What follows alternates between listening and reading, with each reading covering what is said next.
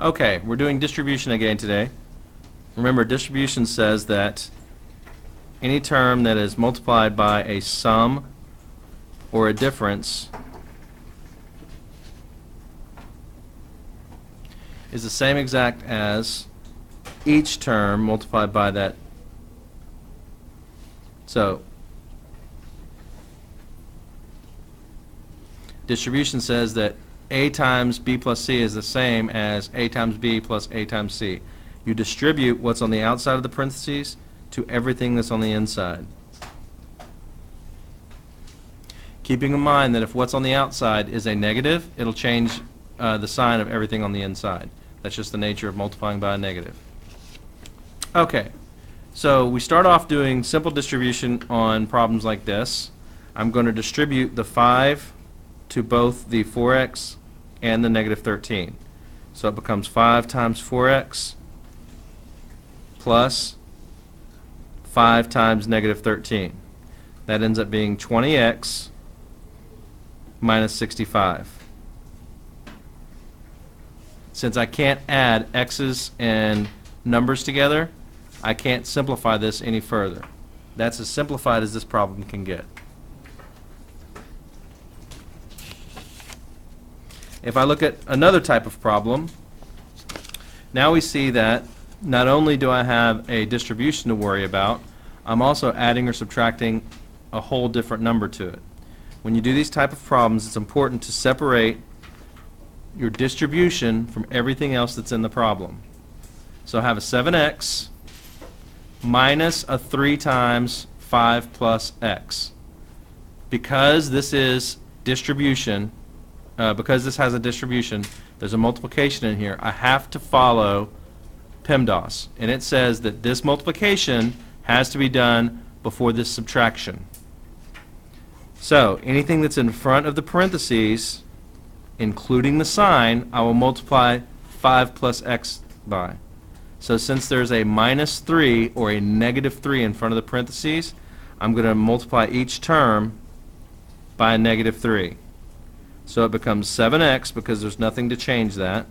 Negative 3 times 5 is a minus, and then negative 3 times x is also a minus 3 times x. If I carry that through, that means I have 7x minus 15 minus 3x. I can do some simplification on this one if I divide this up once again. Notice I divided up by drawing a line after each term. In this case, I have 3 terms. 2 of them are x's, 1 of them is a number.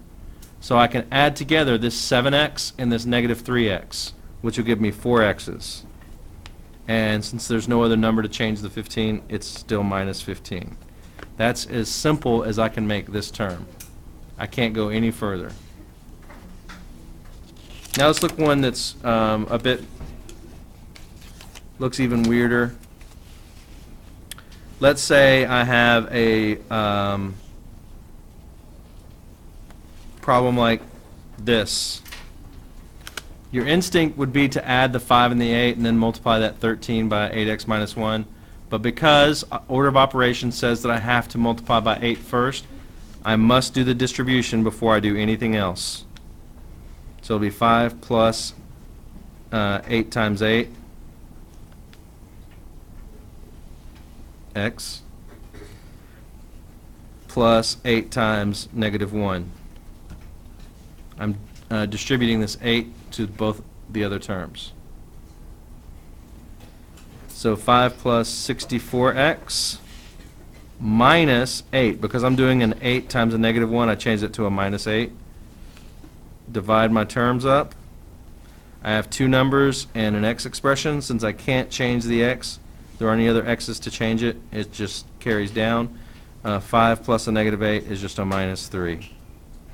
And again, this is as far as I can reduce this term.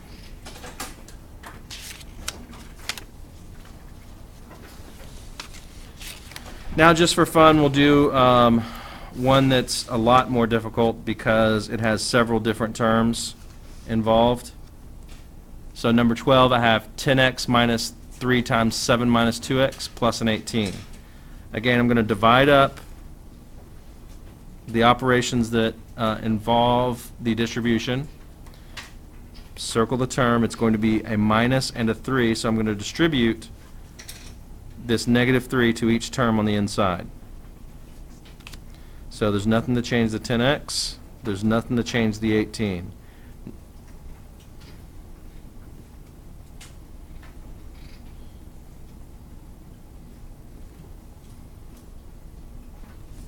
So I have 10x minus 3 times 7 minus 3 times negative 2x. I'm just distributing this negative 3 to each term.